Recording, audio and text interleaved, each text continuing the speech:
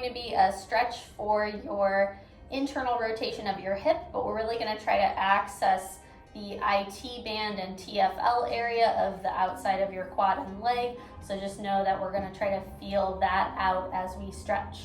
So you're going to lay down on your back, and we're going to start with a passive form of this stretch. So you want to set your feet up a little bit wider than your hips so you can bring one knee in toward your midline. That is going to be the leg that we are going to try to actively stretch. And then the opposite foot is going to cross over to the outside of the knee, and I'm going to start to pull that knee down and across using the weight of that top leg. Now, I'm not pulling my pelvis into rotation, right? We're not lifting up and rotating through our lumbar spine or our pelvis.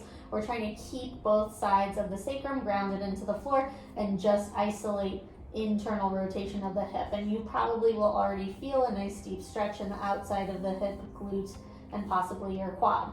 Now you're going to hold there and just breathe into your passive stretch using the weight of this top leg to help assist into a deep stretch.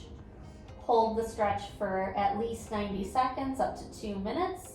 And then what you'll do is you'll start a isometric load or a pail, trying to externally rotate this bottom leg, but the top foot is going to block you.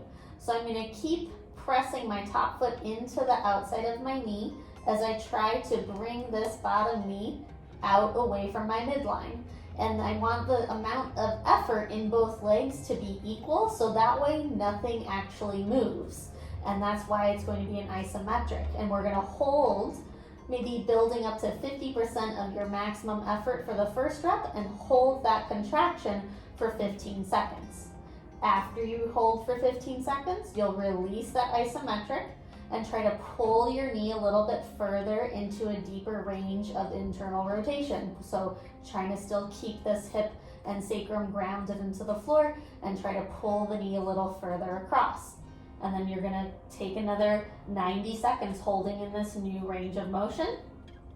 And then we'll begin a second rep, pressing this foot down into the knee. Knee pushes back up into the foot, holding, trying to build up to more effort this round. So maybe thinking 75% of your full body effort. Your abs are bracing, your hands are pressing into the ground. You're really trying to externally rotate this bottom hip, but that top foot is blocking you. Hold, breathe through it, and then after the 15 seconds, release. Go back into more of a passive stretch and just hold the position, telling your body that it's a new safe range of motion. Breathing in through the nose, out through the mouth. And then you'll slowly come out of it, and you'll switch to the other side, bringing the opposite leg across and doing the whole process on this side now. And that is your internal rotation isometric load with a passive stretch.